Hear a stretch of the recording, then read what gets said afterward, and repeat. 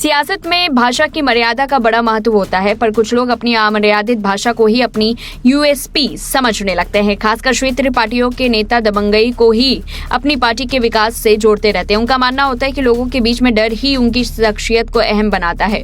महाराष्ट्र विधानसभा चुनावों में कुछ ऐसा ही शिवसेना के प्रमुख उद्धव ठाकरे भी सोच रहे हैं। जिस तरह का व्यवहार उन्होंने चुनाव आयोग के अधिकारियों से किया, वो उसी का उदाहरण है। चुनाव आयोग के अधिकारियों ने यवतमाल जिले के वानी हेलीपैड पर उद्धव ठाकरे के बैग की जांच करने की मांग की। इसके बाद उद्धव नाराज हो गए और उसके बाद उन्होंने अधिकारी को जो खरी खोटी सुनाई वो सामान्य नहीं है।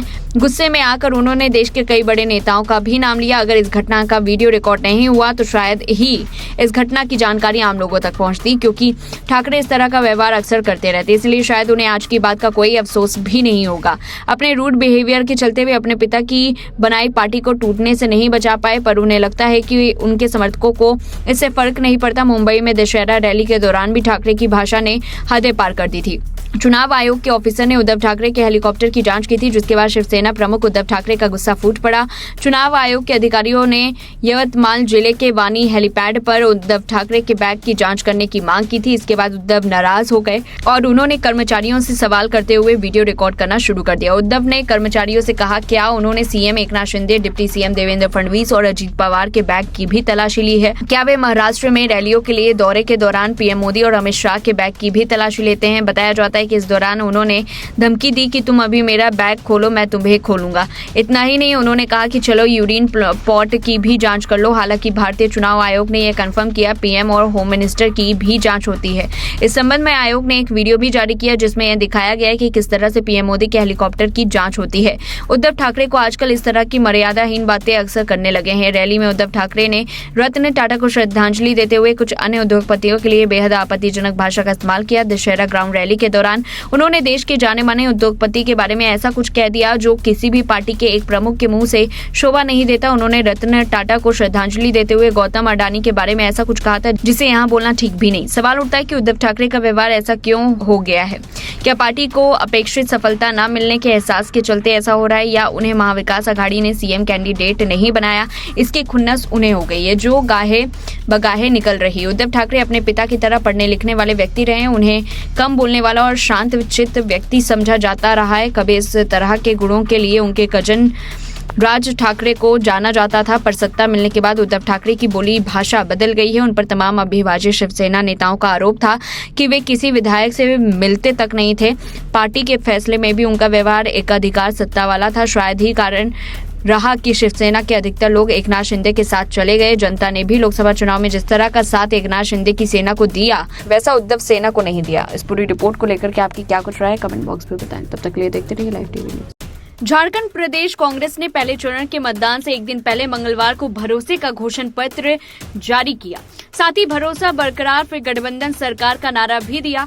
कांग्रेस ने जातीय गणना कराने और क्रीमी लेयर 10 लाख किए जाने का ऐलान किया, लेकिन घोषणा पत्र जारी कर कांग्रेस मुश्किलों में घिरती नजर आ रही है। दरअसल मुख्य निर्वाचन पदाधिकारी के रवि कुमार ने कहा कि चुनाव से ठीक एक दिन पहले घोषणा पत्र जारी करना विधिसम्मत नहीं है। उन्होंने कार्रवाई की भी बात कही।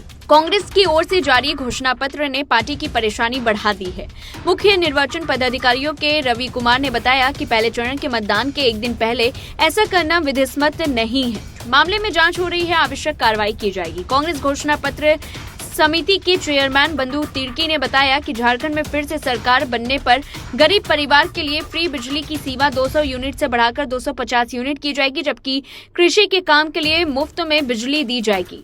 धान खरीद मूल्य को 2400 रूपये प्रति क्विंटल से बढ़ाकर 3200 रूपये किया जाएगा। संयुक्त बिहार में जो अनुसूचित जाति समुदाय में सूचीबद्ध थे और राज्य निर्माण के बाद सामान्य के रूप में सूचीबद्ध किया गया, उन्हें फिर से अनुसूचित जाति का दर्जा दिया जाएगा।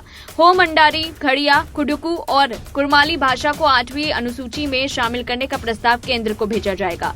बंधु तिर्की ने बताया कि सभी सरकारी नौकरी की रिक्तियां 1 साल में भरी जाएंगी। नियुक्ति परीक्षाओं की समय सीमा निर्धारित करते हुए प्रक्रिया को पारदर्शी बनाया जाएगा। हर प्रखंड में अंग्रेजी माध्यम के उत्कृष्ट विद्यालय की संख्या बढ़ाई जाएगी। स्कूलों में खेल संगठनों के माध्यम से प्रशिक्षण की व्यवस्था कराई जाएगी। सरना आदिवासियों की धार्मिक पहचान को सुरक्षित करते हुए सुदूर क्षेत्रों में जहां निजी स्कूल संचालित किए जा रहे हैं, उन विद्यालयों के लिए नियमावली बनाकर स्थापना अनुमति और अनुदान दिलाया जाएगा। वहीं महाराष्ट्र विधानसभा चुनाव की सरगर्मी के बीच बीजेपी सांसद रविशंकर प्रसाद ने कांग्रेस पर बड़ा हमला बोला। कहा कि कांग्रेस गरीब ओबीसी के अधिकारियों को छीनकर मुसलमानों को देना चाहती है। उन्होंने मराठी मुस्लिम सेवा संघ को भी निशाने पर लिया। साथ ही झारखंड में जमीयत उलेमा के फतवे को लेकर भी रिएक्शन दिया। मराठी मुस्लिम सेवा संघ को लेकर प्रसाद ने कहा कि इनका एक पर्चा चल रहा है जिसमें लिखा है कि जो लोग महाराष्ट्र की बेहतरी और शरीयत, अलीगढ़ यूनिवर्सिटी और वक्फ के खिलाफ हैं, क्या उनको जीतने दोगे? झारखंड विधानसभा चुनाव में जमीयत उलेमा के फतवे इंडिया गठबंधन के पक्ष में वोट करने पर बीजेपी सांसद रविशंकर प्रसाद ने कहा कि कांग्रेस पार्टी संकीर्ण मानसिकता वाले लोगों को आगे करके चुनाव जीतने की कोशिश करती है। पीएम जब कहते हैं कि एक रहोगे तो सेफ रहोगे, तब इनको आपत्ति होती है। बीजेपी सांसदों ने कहा कि कांग्रेस बांटने वाले लोगों को साथ लेकर चलती है। कांग्रेस गरीब ओबीसी के अधिकारों को छीनकर मुसलमानों को देना चाहती है। बीजेपी इसका हर स्तर पर विरोध करेगी। रविशंकर प्रसाद ने पूर्व सांसद मोहम्मद अदीब के उस बयान पर भी प्रतिक्रिया दी जिसमें अदीब ने कहा, एहसान मानिए, हमारा नहीं तो पाकिस्तान लखनऊ तक होता। रविशंकर प्रसाद ने कहा कि ऐसे लोगों के खिलाफ पुलिस को कार्रवाई करनी चाहिए, इनके खिलाफ केस होना चाहिए। हम कांग्रेस से जानना चाहते हैं कि क्या वो मुस्लिम को भी अनुसूचित जाति का स्टेटस और लाभ देना चाहती है। बीजेपी किसी भी तरह की अनुसूचित जाति के अधिकार को छीनने का पुरजोर विरोध करेगी। इस पूरी रिपोर्ट को लेकर के आपकी क्या कुछ राय है, कमेंट बॉक्स में बताएं। तब तक के लिए देखते रहिए लाइव टीवी न्यूज। पंजाब की आम आदमी पार्टी सरकार ने अपने फ्लैगशिप प्रोग्राम मोहल्ला क्लिनिक यानी आम आदमी क्लिनिक का नाम बदलने का फैसला किया। इसको लेकर सियासी गलियारों में बड़ी चर्चा हो रही है कि आखिर अरविंद केजरीवाल की अगुवाई वाली जो पार्टी दिल्ली और पंजाब में स्वास्थ्य क्रांति का दावा करती थी, वह आखिर पंजाब में इसका नाम बदलने को मजबूर क्यों हुई? इसके पीछे केंद्र सरकार का एक सख्त कदम है। दरअसल पंजाब में भगवंत मान सरकार द्वारा खोले गए आम आदमी मोहल्ला क्लिनिक को लेकर केंद्र सरकार ने नाराजगी जताई। केंद्र का मानना है कि पंजाब सरकार ने स्वास्थ्य केंद्रों को आम आदमी क्लिनिक में तब्दील कर दिया है, जिसके चलते केंद्र ने पंजाब सरकार को राष्ट्रीय स्वास्थ्य मिशन के तहत फंड रोक दिया।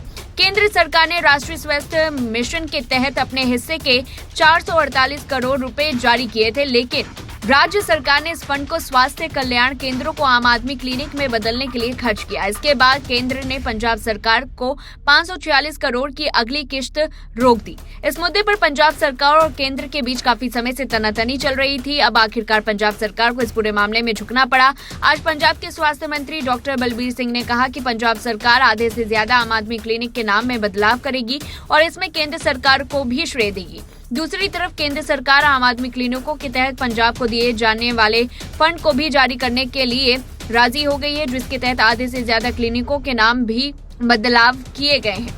इस योजना के लिए केंद्र के साथ ही पंजाब की तरफ से फंड जारी किया जाता है। उन्होंने बताया कि पंजाब के अस्पतालों और स्वास्थ्य केंद्रों की बिल्डिंग में चल रहे आम आदमी क्लिनिक पर इसका कोई प्रभाव नहीं पड़ेगा। मोहल्ला क्लिनिक आम आदमी पार्टी सरकार का महत्वाकांक्षी प्रोजेक्ट है। यह क्लिनिक दिल्ली में 2015 में शुरू हुए थे। यहाँ जब अरविंद केजरीवाल की सरकार सत्ता में आई तो उन्होंने गरीबों की मदद और बड़े अस्पतालों की भीड़ कम करने के लिए मोहल्ला क्लिनिक की शुरुआत की थी। इसका सबसे बड़ा उद्देश्य यह था कि लोगों को उनके दरवाजे पर ही स्वास्थ्य सुविधा मुहैया कराई जा सके, ताकि उन्हें अस्पतालों की ओर से ना भागना पड़े। वहां भी भीड़ कम रहे और वहां आ रहे लोगों का इलाज ठीक प्रकार से हो सके। इस क्लिनिक में निर्धन वर्ग के लोगों को मुफ्त जांच, दवाओं और परामर्श की सुविधा उपलब्ध कराई जाती है। पंजाब में सत्ता में आने पर आम आदमी पार्टी ने यहां साल 2022 में आम आदमी क्लिनिक योजना की शुरुआत की। पहले चरण में 75 क्लिनिक खोले गए। इनमें आने वाले मरीजों को निःशुल्क उपचार और दवाओं के साथ 100 क्लिनिक टेस्ट और 41 जांच पैकेज की सुविधा दी गई। आमजन तक लाभकारी स्वास्थ्य सेवाएं पहुंचाने के उद्देश्य से मान सरकार फिलहाल पंजाब में 870 से अधिक आम आदमी क्लिनिक का संचालन कर रही है। पंजाब में 300 से अधिक आम आदमी क्लिनिक शहरी क्षेत्रों में, जबकि 500 से अधिक आम आदमी क्लिनिक ग्रामीण क्षेत्रों में खोले गए। स्वास्थ्य विभाग के आंकड़ों के अनुसार पंजाब में तकरीबन 2 करोड़ लोग इस सेवा का लाभ उठा चुके हैं। आम आदमी क्लिनिक पर 84 तरह की निःशुल्क दवाइयां और 40 से अधिक तरह के डायग्नोस्टिक टेस्ट की सुविधा मिल रही है। इस पूरी रिपोर्ट को लेकर के आपकी क्या कुछ राय है, कमेंट बॉक्स में बताएं। तब तक के लिए देखते रहिए live TV news. DY Chandrachud रविवार को देश के मुख्य न्यायाधीश पद से रिटायर हो गए। उनकी जगह जस्टिस संजीव खन्ना ने ली। जस्टिस संजीव खन्ना ने आज देश के 91वें चीफ जस्टिस के तौर पर शपथ ली। उन्हें राष्ट्रपति द्रौपदी मुर्मू ने राष्ट्रपति भवन में पद और गोपनीयता की शपथ दिलाई। रिटायरमेंट के बाद क्या काम नहीं कर सकते हैं डीवाई चंद्रचूड़? संविधान के आर्टिकल 124 की वजह से डीवाई चंद्रचूड़ देश में कहीं भी वकालत नहीं कर सकते हैं, यानी सुप्रीम कोर्ट से रिटायर होने के बाद सीजेआई या न्यायाधीशों द्वारा वकालत का पेशा नहीं अपनाया जा सकता। हालांकि वे अन्य भूमिकाएं निभा सकते हैं। कानून के जानकार बताते हैं कि ऐसा प्रावधान इसलिए किया गया है जिससे न्यायपालिका की पवित्रता और निष्पक्षता बनी रहे। इससे पक्षपात होने की आशंका नहीं रहती है। दरअसल इसमें एक बात ये भी निकल कर आती है कि अगर देश के पूर्व सीजेआई वकालत रहेंगे या वकालत करेंगे तो उनके पिछले पद की गरिमा कमजोर होगी। रिटायरमेंट के बाद क्या कर सकते हैं? सार्वजनिक सेवा में प्रवेश कर सकते हैं, राज्यपाल या सरकारी समितियों के सदस्य बन सकते हैं, विवादों में मध्यस्थ बन सकते हैं, भारत के मध्यस्थता परिषद का सदस्य बन सकते हैं, राष्ट्रीय मानव अधिकार आयोग जैसे आयोगों और न्यायाधिकरणों के प्रमुख बन सकते हैं, लॉ स्कूलों में पढ़ा सकते हैं, व्यवधान कानूनी मुद्दों पर लेखन कर सकते हैं। जस्टिस संजीव खन्ना ने देश के 91वें चीफ जस्टिस बन गए हैं। उन्होंने आज राष्ट्रपति की शपथ भी दिलाई। जस्टिस संजीव खन्ना ने जस्टिस डीवाई चंद्रचूड़ की जगह ली। जस्टिस खन्ना का कार्यकाल 13 मई 2025 तक रहेगा। जनवरी 2019 से सुप्रीम कोर्ट के न्यायाधीश के रूप में कार्यरत जस्टिस संजीव खन्ना कई बड़े केस पर सुनवाई कर चुके हैं। जस्टिस खन्ना ईवीएम की विश्वसनीयता को बनाए रखने, चुनावी बॉन्ड योजना को खत्म करने, अनुच्छेद 370 को हटाने और दिल्ली के पूर्व मुख्यमंत्री अरविंद केजरीवाल को अंतरिम जमानत देने जैसे कई महत्वपूर्ण फैसलों का हिस्सा रहे। वहीं जस्टिस संजीव खन्ना ने भारत के 91वें प्रधान न्यायाधीश के रूप में कार्यभार संभाल लिया। सीजेआई बनते ही उन्होंने पहले दिन 45 मुकदमों की सुनवाई की। उन्होंने शुभकामना देने के लिए वकीलों और बार पदाधिकारियों का धन्यवाद किया। राष्ट्रपति भवन में आयोजित एक संक्षिप्त समारोह में राष्ट्रपति द्रौपदी मुर्मू ने शपथ दिलाई। इसके बाद सीजेआई संजीव खन्ना दोपहर के समय सुप्रीम कोर्ट स्थित प्रधान न्यायाधीश के अदालत कक्ष में दाखिल हुए। पूर्व अटॉर्नी जनरल और वरिष्ठ अधिवक्ता मुकुल रोहतगी सहित बार के वरिष्ठ अधिवक्ताओं ने उनका भव्य स्वागत किया। वरिष्ठ अधिवक्ता मुकुल रोहतगी ने दिन की कार्रवाई शुरू होने पर कहा कि मैं प्रधान न्यायाधीश के रूप में आपके सफल कार्यकाल की कामना करता हूं।